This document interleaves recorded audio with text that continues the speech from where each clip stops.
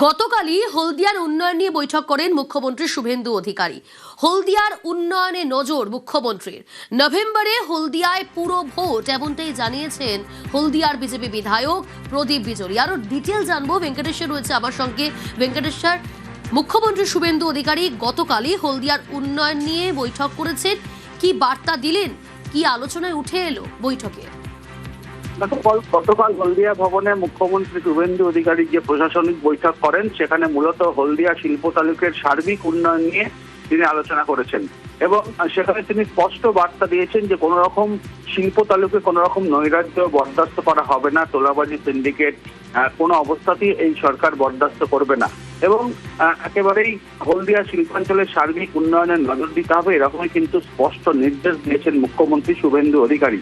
পাশাপাশি আগামী নভেম্বর মাসে পুরসভা নির্বাচন হবে, সেই বিষয়ে কিন্তু প্রস্তুতি শুরু করে দিতে বলেছেন মুখ্যমন্ত্রী শুভেন্দু অধিকারী। এবং তুমি জানো যে গতকাল যে হলদিয়া ভবনে যে প্রশাসনিক বৈঠক হয়েছিল, সেখানে জেলা প্রশাসন, মহকুমা প্রশাসন এবং হলদিয়ার যিনি বিজেপি বিধায়ক তিনিও ছিলেন। এবং সবথেকে যেটা উল্লেখযোগ্য আরো একটা বিষয়, যেটা বিধায়ক হলদিয়ার বিধায়ক জানিয়েছেন যে 50 বেডের যে ইএসআই এর যে হাসপাতাল রয়েছে হলদিয়াতে, সেটা বিগত সরকার চালু করতে পারেনি।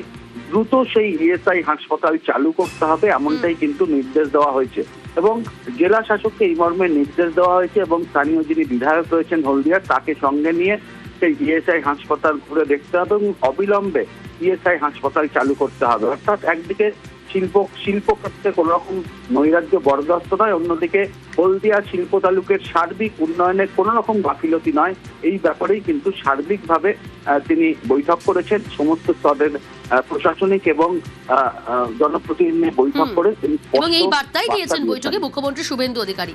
বেশ, মানে সাংঘাতিক গুরুত্বপূর্ণ। হলদিয়ায় প্রায় 4 বছর পৌর নির্বাচন হয়নি। হলদিয়া পৌরবাসী মানে হলদিয়া পৌর পরিষেবা থেকে বঞ্চিত আজ 4 বছর। সেই স্তব্ধ হয়ে যাওয়া উন্নয়নকে আবার চালু করতে উনি নির্দেশ দিয়েছেন এবং যিনি প্রশাসক আছেন ম্যাডাম, এসডিও ম্যাডাম, ওনাকে নির্দেশ দিয়েছেন যে এমএলএকে সঙ্গে নিয়ে ওনার কাছ থেকে বিভিন্ন রকম সাজেশন নিয়ে, আর আমাদের পৌরসভার যারা এক্স কাউন্সিলর ছিলেন, চেয়ারম্যান ছিলেন, তাদেরকেও সাজেশন নিয়ে ওনাকে বলেছেন যে যতটা পারা যায়, যতটা সম্ভব পৌর প্রশাসকের যে যতটা বেশি বেশি করে উন্নয়ন করা যায়, জল, আলো, রাস্তা, এই সমস্ত উন্নয়নে আমাদের জোর দিতে হবে, কারণ সামনের নভেম্বর মাসের মধ্যেই হলদিয়া পৌর নির্বাচন হবে। মুখ্যমন্ত্রী হওয়ার পরে প্রথমবার নন্দীগ্রামে সভা করলেন শুভেন্দু অধিকারী।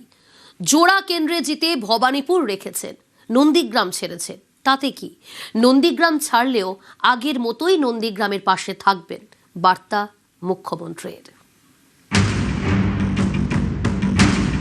2003 সাল থেকে আমাকে যে চোখে দেখেছেন, যেভাবে দেখেছেন, নন্দীগ্রামের আপামর মানুষ আগামী দিনেও ঠিক একই ভাবে দেখতে পাবেন।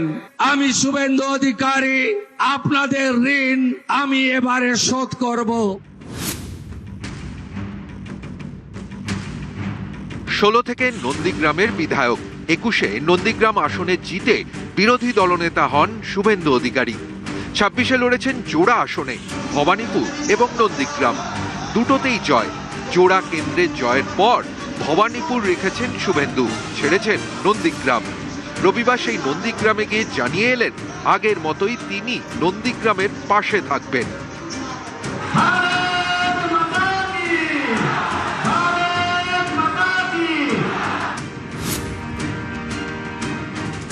2003 সাল থেকে আমাকে যে চোখে দেখেছেন, যেভাবে দেখেছেন, নন্দীগ্রামের আপামর মানুষ আগামী দিনেও ঠিক একই ভাবে দেখতে পাবেন। আপনারা নিশ্চিন্ত থাকুন, যে স্বপ্ন আপনারা দেখেছেন আমাকে বা আমাদেরকে কেন্দ্র করে, আমি শুভেন্দু অধিকারী আপনাদের ঋণ আমি এবারে শোধ করব।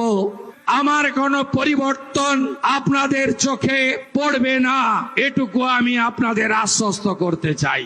আপনারা নিশ্চিন্ত থাকুন, গত নির্বাচন প্রচার চলাকালীন আমি আপনাদের যে কথাগুলো দিয়ে গেছিলাম, সব কথাগুলো অক্ষরে অক্ষরে পালন করার দায়িত্ব আমার শুভেন্দু অধিকারীর। কোনো অসুবিধা আপনাদের হবে না। সংবিধানের নিয়ম মেনে একটা সিট রেখে আরেকটা ছাড়তে হয়েছে, ভবানীপুর রেখে নন্দীগ্রাম আমাকে ছাড়তে হয়েছে। একদম বিচলিত হবেন না, একদম দূরত্ব তৈরি করবেন না, একদম আপনাদের শুভেন্দু আপনাদের সাথে ছিল, আছে, ভবিষ্যতেও থাকবে। কাঁথির সাংসদ সৌমেন্দু অধিকারী, আমি তাকে বিশেষ দায়িত্ব দিয়ে গেলাম।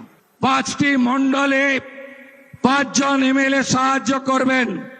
অরূপ কুমার দাস, শান্তনু প্রামাণিক, চন্দ্রশেখর মণ্ডল, নির্মল খাড়া, তপন মাইতি।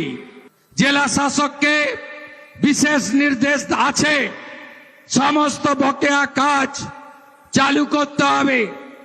আমাদের পঞ্চায়েত গ্রাম উন্নয়ন মন্ত্রী মাননীয় দিলীপ ঘোষ মহোদয়কে আমি বলেছি, দ্রুত 100 দিনের কাজ চালু করে আমাদেরকে আরো বেশি করে উন্নয়নের কাজ মানুষকে পৌঁছে দিতে হবে। কোষাগারের বেহাল অবস্থা, আপনাদের কাছে দেওয়া প্রতিশ্রুতি ধাপে ধাপে পূরণ করতে হবে। বিনিয়োগকারীদেরকে রাজ্যে আনতে হবে। কেন্দ্রীয় সরকার 2 হাতে সাহায্য করছে, কিছুদিনের মধ্যেই দাঁড় করিয়ে দিতে পারবো আমাদের এই প্রিয় সোনার বাংলাকে। দেখতে থাকুন, যা চুরি করেছে সব বের করবো। যে গর্তের ভিতরে রেখেছ, গর্ত খুঁড়ে বের করবো। আপনারা চিন্তিত ওই 5 বছরের মিথ্যা মামলা নিয়ে, তাই তো? যা করার আইনি পথে করব। সবকা সাথ সবকা বিকাশই শুধু হোগা, সবকা হিসাব নেই হোগা। হিসাব তো জরুর হোগা। হাতে আইন তুলবেন না। এখনো গুন্ডাগুলো বাড়িতে আছে, এদের আসল জায়গা হবে জেল। আমি একটাকেও ছাড়বো না, যেভাবে কাজ করেছে আমি ভুলবো না। আপনারা নিশ্চিন্ত থাকুন, ভরসা রাখুন, সব হিসাব হবে বন্ধু, সব হিসাব হবে, শুধু দেখতে থাকুন। রবিবার নন্দীগ্রাম বাজার সংলগ্ন মাঠে সভা হয়। ঘরের ছেলেকে বীরের সংবর্ধনা দেয় নন্দীগ্রাম।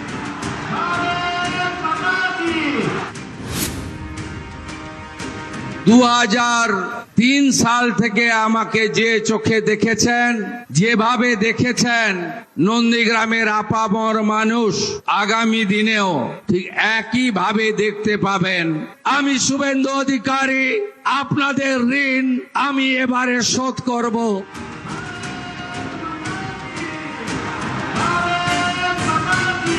নন্দীগ্রাম থেকে ক্যামেরায় খোকন দাসের সঙ্গে সুজিত ভৌমিক, নিউজ 18 বাংলা।